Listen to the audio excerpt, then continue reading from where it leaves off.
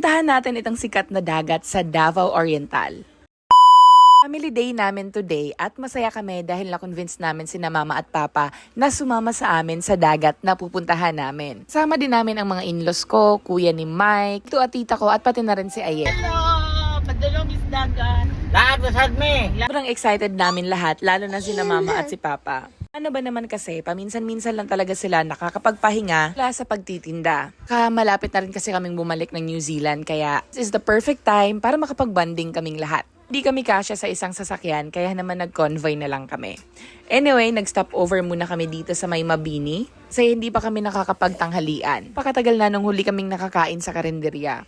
Kaya naman dito kami kumain ngayon. Kasama namin dito ang kuya ni Mike, tito at tita ko, mama at papa ko at mama ni Mike. Hindi pa nakasama dito yung father-in-law ko, pero bukas ay susunduin siya ni Mike. Pagkatapos namin kumain ay nag-picture taking kami dito sa malaking sign ng Davao Oriental. Sikat na sikat kasi talaga ito sa mga turista. At syempre dahil turista tayo ngayon, hindi pwedeng wala tayong litrato dito. Actually, this is not the first time na nagpunta kami dito, pero first time namin nakasama namin yung mga pamilya namin. Katapos ng 2 oras na pagdadrive, finally ay nakarating na rin kami dito sa Dahican, dito sa Mati, Davao Oriental. Ang pangalan pala ng resort na pupuntahan natin ay Tropical Canacbay. Entrance pa lang dito mga langga, sobrang mafe-feel mo na talaga na napaka-peaceful ng lugar.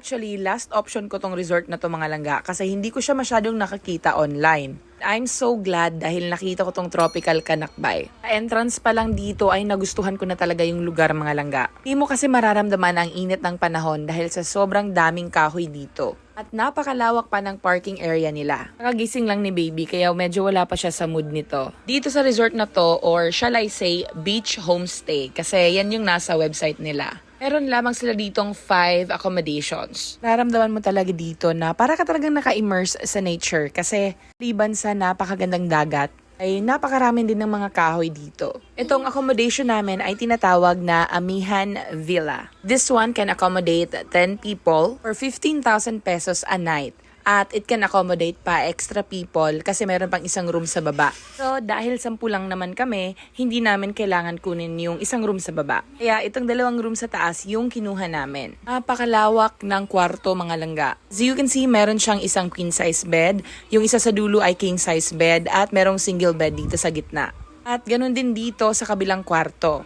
Pero maliban pa doon, meron pa ditong 2 mga upuan na malalaki na pwede ring higaan. Pagkatapos, dito naman sa labas, meron tayong 2 dining area. Yung isang dining area na mas malapit sa hagdanan papunta sa kwarto ay walang lutuan. Pero itong isa naman, meron siyang lutuan. So dito na lang kami kumakain at nagluluto. Iban sa napakaganda ng dagat dito, maganda rin yung buhangin nila. At napakalinis pa. Actually, dito sa same area na ito mga langga ay meron pang isang beach resort na tinatawag na Somewhere in Dahican. At yung may-ari daw doon ay kapamilya yata ng may-ari nitong Tropical Canacbay. Kung gusto mong puntahan ang main beach ng Dahican, maaari kang maglakad mula dito sa shoreline. Anyway, as you can see, napakakalmado ng tubig ngayon. Ito yung perfect na panahon na pupunta dito sa Dahican mga langga dahil normally napakalakas ng mga alon dito. Dahil ginagawa din itong surfing place ng ibang mga tao. Dahil pagod kaming lahat sa biyahe, wala kaming ibang ginawa kundi magpahinga. Pero actually, kailangan naming pumunta sa palengke para mamili ng mga lulutuin namin for our dinner mamaya. Hindi ko pala nabanggit sa inyo sa mga previous kong vlog, pero si baby mga langga ay marunong nang maglakad. Napaka-aktibong bata, sobrang nakakaaliw. At dahil marami ang magbabantay dito kay baby, umalis muna kami ni Mike at ng mother-in-law ko para mamalengke. Dahil hindi ito beach resort, kundi isang beach homestay, wala sila ditong restaurant mga langga. So yan, yung feeling lang talaga na para lang talaga siyang Airbnb dahil bahay lang yung rerentahan nyo. Tapos, kumpleto na siya ng mga gamit. Pwede kayong magluto at unlimited na rin yung mineral water drinking water ninyo. Ano ba? So, pumunta kami dito sa sentro ng Mati kung saan naroon ang Save More. Tapos, dito naman sa tapat niya ay yung palengke nila. Pumili lang kami ng mga maiinom dito sa Save More. Tapos, doon kami namili ng mga karne, isda, doon sa palengke nila. In fairness, malinis yung palengke nila dito mga langga. Abot pala kami dito ng mga lagpas 1 oras dahil naghanap kami ng mga tindahan kung saan may nagbibenta ng malaking San Miguel beer at nahanap namin yon sa Central Warehouse. Pagdating namin, nagsimula ng magluto sina tito at tita, pang nagkwekentuhan kaming lahat. Bawal nga pala magingay dito mga langga, so hindi pwede yung mga loudspeaker at hindi din pwedeng mag-karaoke dito. Intended lang talaga siya para mag-unwind peacefully at yun naman yung hinahanap talaga namin. Kaya perfect talaga itong lugar na to mga langga. Kaya naman, babalik talaga kami dito kapag nakauwi na naman kami galing ng New Zealand. So, pagkaluto ng ulam ay kumain na kaming lahat. Medyo may tama na si Papa dito kasi naman nagsimula na siyang uminom kanina. Kaya kung mapapansin nyo, medyo may pagkapula na yung mukha niya. Pero hindi ba naman siya lasing? Napakasarap talaga ng kwentuhan kapag kasama mo yung pamilya mo. Hindi man kami kumpleto dahil yung iba hindi nakasama, pero ayos lang rin. Pagkatapos pala naming maghapunan ay nagkwentuhan muna kami ng mga ilang oras pa. Kailangan naming matulog ng maaga dahil may lakad si Mike ng mga 4 a.m. Pagkagising namin ay dumating na si Mike at yung papa niya. Tamang-tama at kakaluto lang ng agahan. Kaya ayan at papunta na agad kami ngayon sa kusina.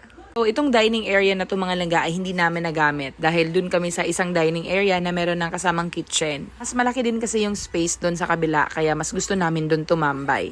Ganito pala yung view kapag low tide mga langga. So makikita nyo na yung mga bato-bato sa dagat pero doesn't really bother us kasi hindi rin naman kami maliligo kapag low tide. So aantayin talaga namin yung high tide. Kagagaling lang pala sa sakit ng papa ni Mike kaya kung titingnan nyo siya medyo may pagkapayat talaga siya ngayon. Hindi namin kasamang nagagahan si Aye at si kuya ni Mike kasi pinuntahan nila yung lupang binibenta ni Aye dito sa Mati. Sobrang sarap ng ulam namin ngayon kasi meron kaming fresh na tinulang isda tapos meron pa kaming adobong karning baboy tapos meron pang danggit. Pagkatapos naming mag-agahan ay nagkanya-kanya kaming maghanap ng lugar kung saan kami tatahambay at dito napili ni Mama sa ilalim ng puno ng talisay. Nakaligo na daw si Mama kaninang umaga ng dagat kaya ngayon tamang chillax na lang daw siya. Ang sarap-sarap sanang maligo ng dagat kaso napakainit din naman ng panahon. Pero ayos lang kahit hindi ka makaligo kasi kahit natingnan mo lang yung dagat dito ay mabubusog ka na talaga. Panalong-panalo talaga ang dagat dito sa Dahican, Mati. Pangarap nga namin ni Mike na balang araw sana ay makapag-own kami ng ganito kagandang bahay na may ganito kagandang view sa dagat.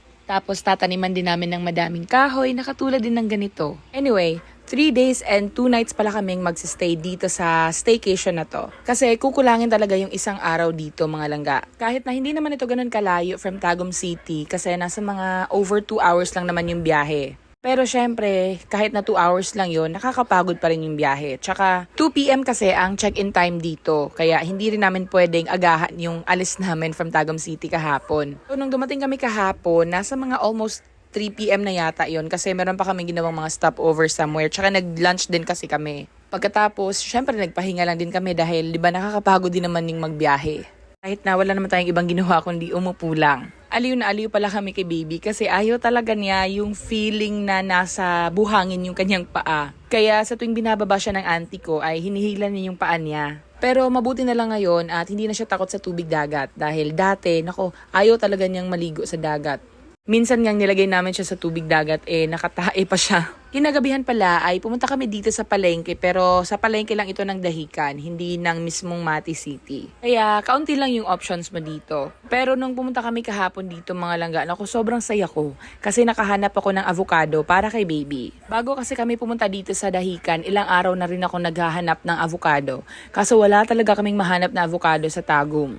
Yung nabili naman namin dito, nasa 150 pesos yung kilo niya. Tsaka malalaking avocado yon. Yun bang halos 1 kilo na yung isang piraso. So bumili ako ng 3 nun pero mga hilaw pa sila. So hindi rin namin siya mapapakain kay baby while andito kami sa Mati. Habang nag-aantay kami para sa aming hapunan ay nagbanding muna kaming lahat.